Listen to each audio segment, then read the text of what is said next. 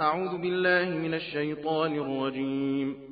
بسم الله الرحمن الرحيم. سيقول السفهاء من الناس ما ولاهم عن قبلتهم التي كانوا عليها قل لله المشرق والمغرب يهدي من يشاء إلى صراط مستقيم. وكذلك جعلناكم أمة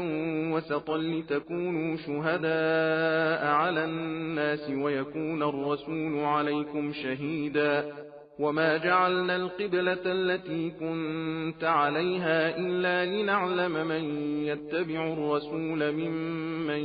ينقلب على عقبيه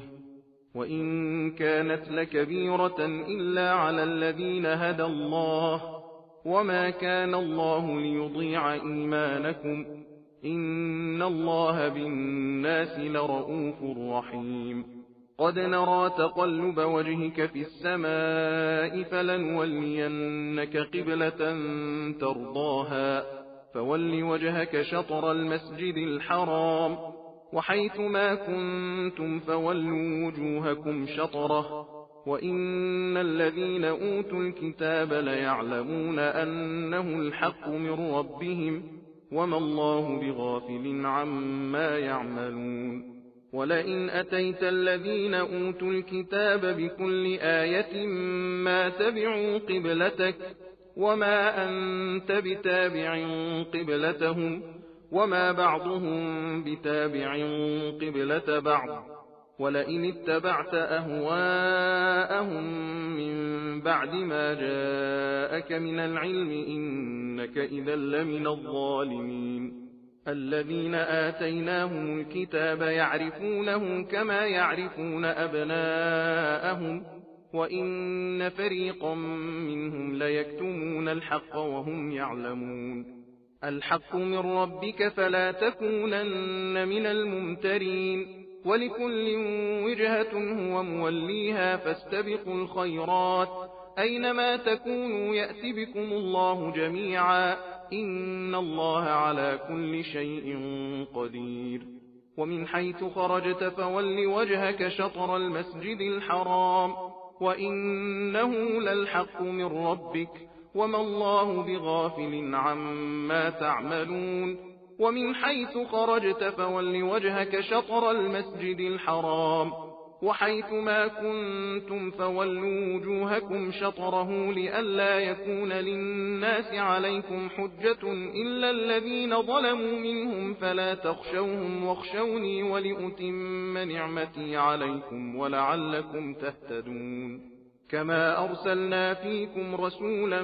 منكم يتلو عليكم آياتنا ويزكيكم ويعلمكم الكتاب والحكمة ويعلمكم ما لم تكونوا تعلمون فاذكروني أذكركم واشكروا لي ولا تكفرون. يا أيها الذين آمنوا استعينوا بالصبر والصلاة إن الله مع الصابرين. ولا تقولوا لمن يقتل في سبيل الله أموات بل أحياء ولكن لا تشعرون. ولنبلونكم بشيء من الخوف والجوع ونقص من الأموال والأنفس والثمرات وبشر الصابرين الذين إذا أصابتهم مصيبة قالوا إنا لله وإنا إليه راجعون أولئك عليهم صلوات من ربهم ورحمة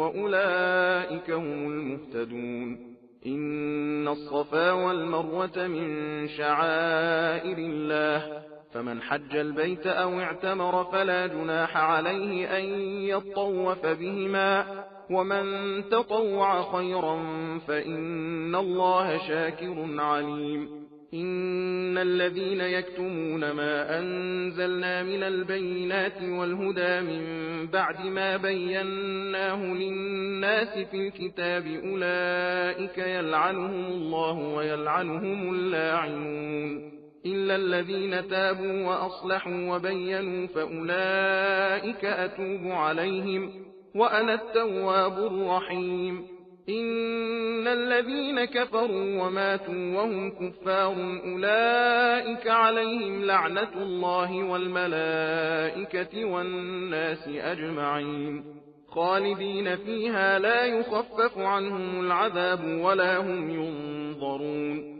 وإلهكم إله واحد لا إله إلا هو الرحمن الرحيم إن في خلق السماوات والأرض واختلاف الليل والنهار والفلك التي تجري في البحر بما ينفع الناس وما أنزل الله من السماء من ماء فأحيا به الأرض بعد موتها وبث فيها من كل دابة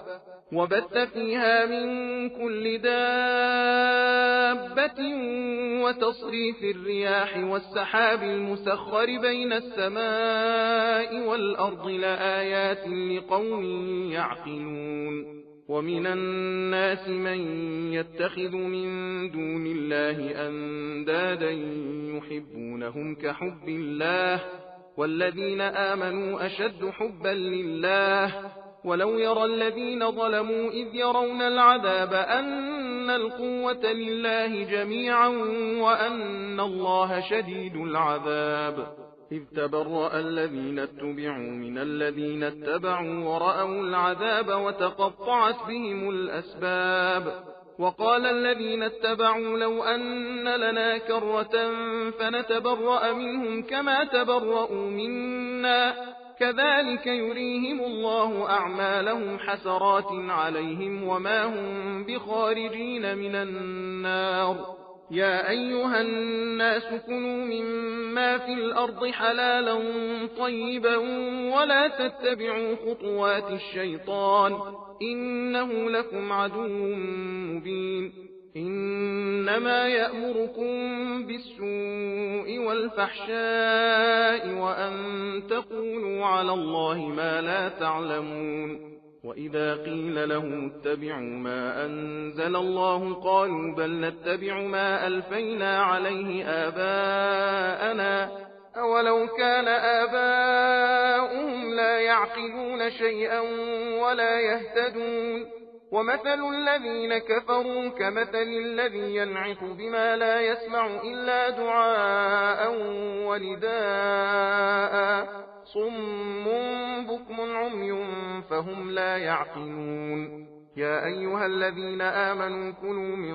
طيبات ما رزقناكم واشكروا لله إن كنتم إياه تعبدون إنما حرم عليكم الميتة والدم ولحم الخنزير وما أهل به لغير الله فمن اضطر غير باغ ولا عاد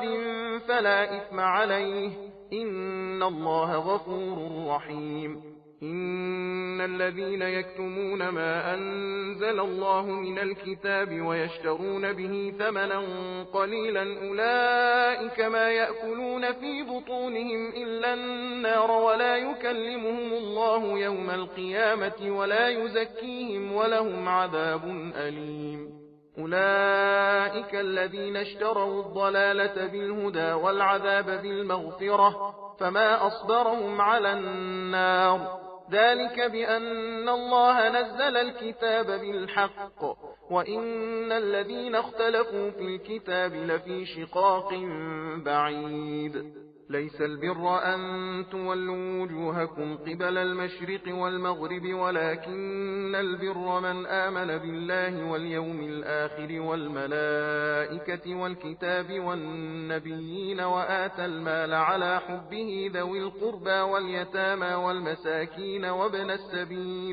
وآتى المال على حبه ذوي القربى واليتامى والمساكين وابن السبيل والسائلين وفي الرقاب وأقام الصلاة وآتى الزكاة والموفون بعهدهم إذا عاهدوا والصابرين في البأساء والضراء وحين البأس أولئك الذين صدقوا وأولئك هم المتقون يا أيها الذين آمنوا كتب عليكم القصاص في القتل الحر بالحر والعبد بالعبد والأنثى بالأنثى فمن عفي له من أخيه شيء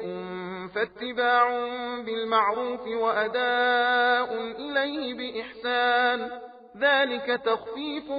من ربكم ورحمة، فمن اعتدى بعد ذلك فله عذاب أليم. ولكم في القصاص حياة يا أولي الألباب لعلكم تتقون. كتب عليكم إذا حضر أحدكم الموت إن ترك خيرا الوصية للوالدين والأقربين بالمعروف حقا على المتقين، فمن بدله بعدما سمعه فإنما إثمه على الذين يبدلونه، إن الله سميع عليم. فمن خاف من موص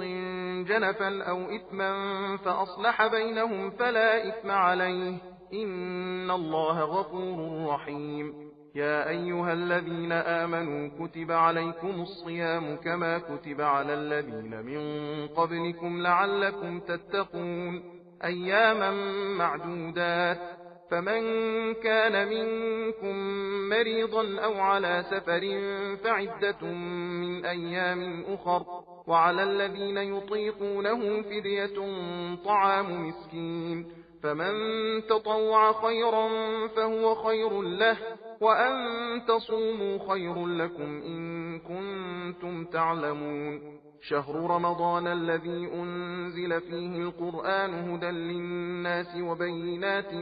من الهدى والفرقان، فمن شهد منكم الشهر فليصمه، ومن كان مريضا أو على سفر فعدة من أيام أخر، يريد الله بكم اليسر ولا يريد بكم العسر ولتكملوا العدة ولتكبروا الله على ما هداكم ولعلكم تشكرون. وإذا سألك عبادي عني فإني قريب أجيب دعوة الداع إذا دعان، فليستجيبوا لي وليؤمنوا بي لعلهم يرشدون. أحل لكم ليلة الصيام الرفث إلى نسائكم، هن لباس لكم وأنتم لباس لهن، علم الله أنكم كنتم تختانون أنفسكم فتاب عليكم وعفى عنكم، فالآن باشروهن وابتغوا ما كتب الله لكم، وكلوا واشربوا حتى يتبين لكم الخيط الأبيض من الخيط الأسود من الفجر، ثم أتموا الصيام إلى الليل، ولا تباشروهن وأنتم عاكفون في المساجد، تلك حدود الله فلا تقربوها، كذلك يبين الله آياته للناس لعلهم يتقون. ولا تأكلوا أموالكم بينكم بالباطل وتدلوا بها إلى الحكام لتأكلوا فريقا من أموال الناس بالإثم وأنتم تعلمون. يسألونك عن الأهلة، قل هي مواقيت للناس والحج، وليس البر بأن تأتوا البيوت من ظهورها ولكن البر من اتقى، وأتوا البيوت من أبوابها واتقوا الله لعلكم تفلحون. وقاتلوا في سبيل الله الذين يقاتلونكم ولا تعتدوا، إن الله لا يحب المعتدين. وقتلوهم حيث ثقفتموهم وأخرجوهم من حيث أخرجوكم، والفتنة أشد من القتل، ولا تقاتلوهم عند المسجد الحرام حتى يقاتلوكم فيه، فإن قاتلوكم فاقتلوهم، كذلك جزاء الكافرين، فإن انتهوا فإن الله غفور رحيم. وقاتلوهم حتى لا تكون فتنة ويكون الدين لله، فإن انتهوا فلا عدوان إلا على الظالمين. الشهر الحرام بالشهر الحرام والحرمات قصاص، فمن اعتدى عليكم فاعتدوا عليه بمثل ما اعتدى عليكم، واتقوا الله واعلموا أن الله مع المتقين. وأنفقوا في سبيل الله ولا تلقوا بأيديكم إلى التهلكة، وأحسنوا إن الله يحب المحسنين. وأتموا الحج والعمرة لله، فإن أحصرتم فما استيسر من الهدي ولا تحلقوا رؤوسكم حتى يبلغ الهدي محله فمن كان منكم مريضا أو به أذى من رأسه ففدية من صيام أو صدقة أو نسك فإذا أمنتم فمن تمتع بالعمرة إلى الحج فما استيسر من الهدي فمن لم يجد فصيام 3 أيام في الحج و7 إذا رجعتم تلك 10 كاملة ذلك لمن لم يكن أهله حاضر المسجد الحرام واتقوا الله واعلموا أن الله شديد العقاب الحج أشهر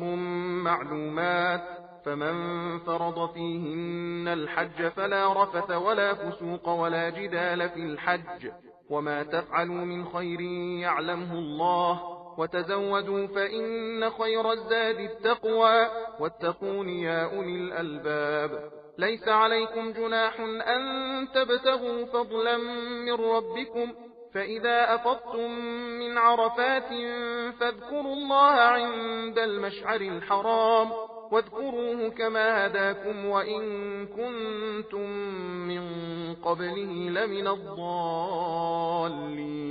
ثم أفيضوا من حيث أفاض الناس واستغفروا الله إن الله غفور رحيم فإذا قضيتم مناسككم فاذكروا الله كذكركم آباءكم أو أشد ذكرا فمن الناس من يقول ربنا آتنا في الدنيا وما له في الآخرة من خلاق ومنهم من يقول ربنا آتنا في الدنيا حسنة وفي الآخرة حسنة وقنا عذاب النار أولئك لهم نصيب مما كسبوا والله سريع الحساب واذكروا الله في أيام معدودات فمن تعجل في يومين فلا إثم عليه ومن تأخر فلا إثم عليه لمن اتقى واتقوا الله واعلموا أنكم إليه تحشرون ومن الناس من يعجبك قوله في الحياة الدنيا ويشهد الله على ما في قلبه وهو ألد الخصام وإذا تولى سعى في الأرض ليفسد فيها ويهلك الحرث والنسل والله لا يحب الفساد وإذا قيل له اتق الله أخذته العزة بالإثم فحسبه جهنم ولبئس المهاد ومن الناس من يشري نفسه ابتغاء مرضات الله والله رؤوف بالعباد يا أيها الذين آمنوا ادخلوا في السلم كافة ولا تتبعوا خطوات الشيطان إنه لكم عدو مبين فإن زللتم من بعد ما جاءتكم البينات فاعلموا أن الله عزيز حكيم هل ينظرون إلا أن يأتيهم الله في ظلل من الغمام والملائكة وقضي الأمر وإلى الله ترجع الأمور سل بني إسرائيل كم آتيناهم من آية بينة ومن يبدل نعمة الله من بعد ما جاءته فإن الله شديد العقاب زين للذين كفروا الحياة الدنيا ويسخرون من الذين آمنوا والذين اتقوا فوقهم يوم القيامة والله يرزق من يشاء بغير حساب كان الناس أمة واحدة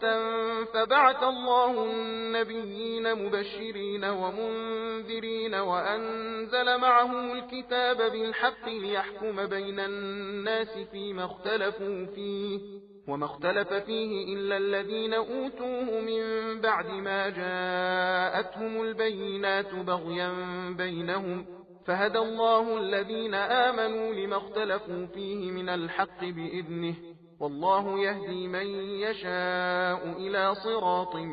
مستقيم أم حسبتم أن تدخلوا الجنة ولما يأتكم مثل الذين خلوا من قبلكم مستهم البأساء والضراء وزلزلوا حتى يقول الرسول والذين آمنوا معه متى نصر الله ألا إن نصر الله قريب. يسألونك ماذا ينفقون قل ما أنفقتم من خير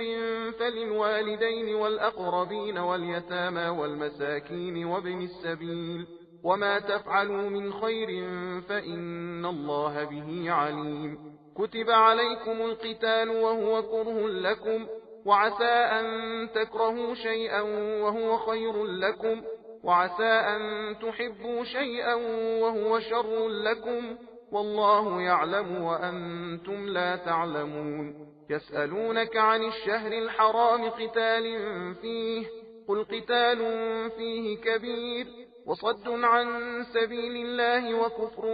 به والمسجد الحرام وإخراج أهله منه أكبر عند الله والفتنة أكبر من القتل ولا يزالون يقاتلونكم حتى يردوكم عن دينكم إن استطاعوا ومن يرتدد منكم عن دينه فيمت وهو كافر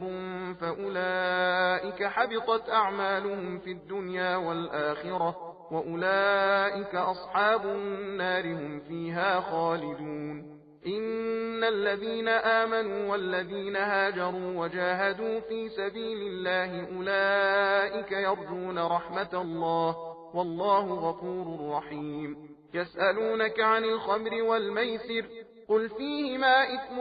كبير ومنافع للناس وإثمهما أكبر من نفعهما ويسألونك ماذا ينفقون قل العفو كذلك يبين الله لكم الآيات لعلكم تتفكرون في الدنيا والآخرة. ويسألونك عن اليتامى قل إصلاح لهم خير وإن تخالطوهم فإخوانكم والله يعلم المفسد من المصلح ولو شاء الله لأعنتكم إن الله عزيز حكيم. ولا تنكحوا المشركات حتى يؤمن ولأمة مؤمنة خير من مشركة ولو أعجبتكم ولا تنكحوا المشركين حتى يؤمنوا ولعبد مؤمن خير من مشرك ولو أعجبكم أولئك يدعون إلى النار والله يدعو إلى الجنة والمغفرة بإذنه ويبين آياته للناس لعلهم يتذكرون. ويسألونك عن المحيض قل هو أذى فاعتزلوا النساء في المحيض ولا تقربوهن حتى يطهرن فإذا تطهرن فأتوهن من حيث أمركم الله إن الله يحب التوابين ويحب المتطهرين. نساؤكم حرث لكم فأتوا حرثكم أنا شئتم وقدموا لأنفسكم واتقوا الله واعلموا أنكم ملاقوه وبشر المؤمنين. ولا تجعلوا الله عرضة لأيمانكم أن تبروا وتتقوا وتصلحوا بين الناس والله سميع عليم. لا يؤاخذكم الله باللغو في أيمانكم ولكن يؤاخذكم بما كسبت قلوبكم والله غفور حليم. للذين يؤلون من نسائهم تربص 4 أشهر فإن فاءوا فإن الله غفور رحيم وإن عزموا الطلاق فإن الله سميع عليم. والمطلقات يتربصن بأنفسهن 3 قروء ولا يحل لهن أن يكتمن ما خلق الله في أرحامهن إن كن يؤمن بالله واليوم الآخر وبعولتهن أحق بردهن في ذلك إن أرادوا إصلاحا ولهن مثل الذي عليهن بالمعروف وللرجال عليهن درجة والله عزيز حكيم. الطلاق 2 فإمساكم بمعروف أو تسريح بإحسان ولا يحل لكم أن تأخذوا مما آتيتموهن شيئا إلا أن يخافا ألا يقيما حدود الله فإن خفتم ألا يقيما حدود الله فلا جناح عليهما فيما افتدت به تلك حدود الله فلا تعتدوها ومن يتعد حدود الله فأولئك هم الظالمون. فإن طلقها فلا تحل له من بعد حتى تنكح زوجا غيره، فإن طلقها فلا جناح عليهما أن يتراجعا إن ظنا أن يقيما حدود الله، وتلك حدود الله يبينها لقوم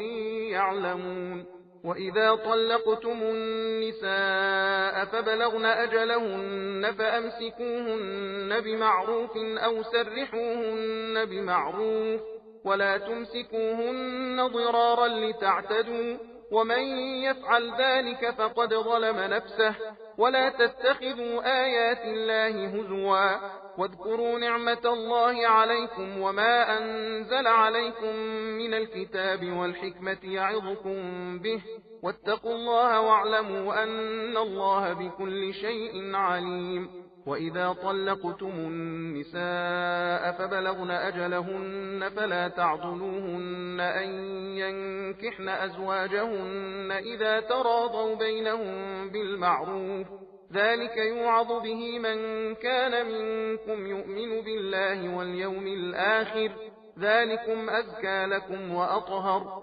والله يعلم وأنتم لا تعلمون. والوالدات يرضعن أولادهن حولين كاملين لمن أراد أن يتم الرضاعة، وعلى المولود له رزقهن وكسوتهن بالمعروف، لا تكلف نفس إلا وسعها، لا تضار والدة بولدها ولا مولود له بولده، وعلى الوارث مثل ذلك، فإن أرادا فصالا عن تراض منهما وتشاور فلا جناح عليهما. وإن أردتم أن تسترضعوا أولادكم فلا جناح عليكم إذا سلمتم ما آتيتم بالمعروف، واتقوا الله واعلموا أن الله بما تعملون بصير. والذين يتوفون منكم ويذرون أزواجا يتربصن بأنفسهن 4 أشهر و10،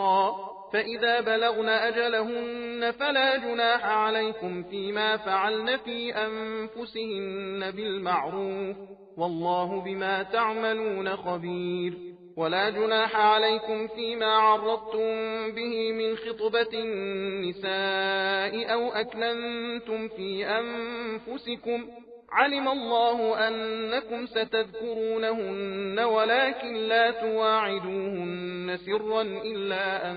تقولوا قولا معروفا، ولا تعزموا عقدة النكاح حتى يبلغ الكتاب أجله، واعلموا أن الله يعلم ما في أنفسكم فاحذروه، واعلموا أن الله غفور حليم. لا جناح عليكم إن طلقتم النساء ما لم تمسوهن أو تفرضوا لهن فريضة، ومتعوهن على الموسع قدره وعلى المقتر قدره متاعا بالمعروف حقا على المحسنين. وإن طلقتموهن من قبل أن تمسوهن وقد فرضتم لهن فريضة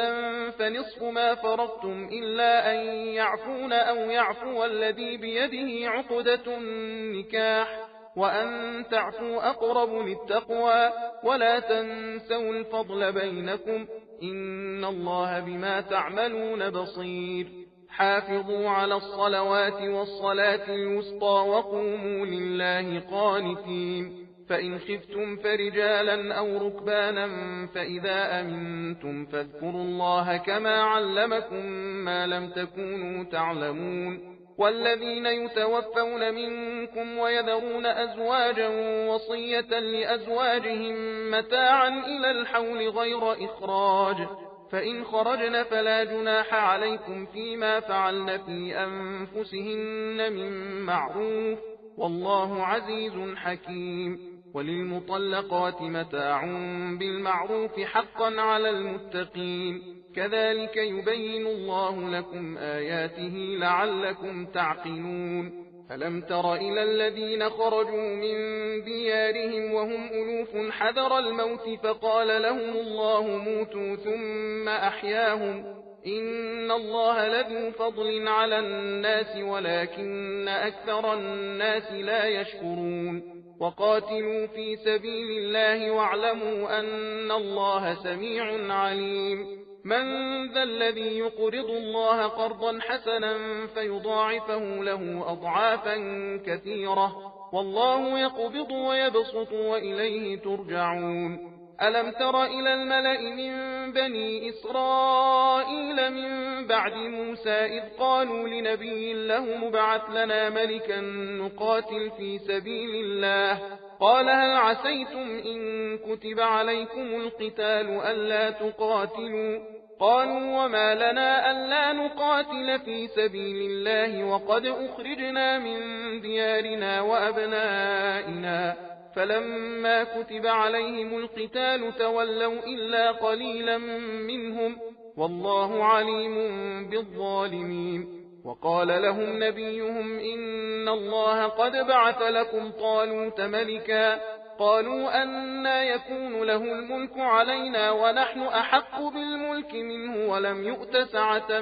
من المال قال إن الله اصطفاه عليكم وزاده بسطة في العلم والجسم والله يؤتي ملكه من يشاء والله واسع عليم وقال لهم نبيهم إن آية ملكه أن يأتيكم التابوت فيه سكينة من ربكم وبقية مما ترك آل موسى وآل هارون تحمله الملائكة إن في ذلك لآية لكم إن كنتم مؤمنين فلما فصل طالوت بالجنود قال إن الله مبتليكم بنهر فمن شرب منه فليس مني ومن لم يطعمه فإنه مني إلا من اغترف غرفة بيده فشربوا منه إلا قليلا منهم فلما جاوزه هو والذين آمنوا معه قالوا لا طاقة لنا اليوم بجالوت وجنوده قال الذين يظنون أنهم ملاقوا الله كم من فئة قليلة غلبت فئة كثيرة بإذن الله والله مع الصابرين ولما برزوا لجالوت وجنوده قالوا ربنا أفرغ علينا صبرا وثبت أقدامنا وانصرنا على القوم الكافرين فهزموهم بإذن الله وقتل داود جالوت وآتاه الله الملك والحكمة وعلمه مما يشاء ولولا دفع الله الناس بعضهم ببعض لفسدت الأرض ولكن الله ذو فضل على العالمين تلك آيات الله نتلوها عليك بالحق وإنك لمن المرسلين صدق الله العلي العظيم.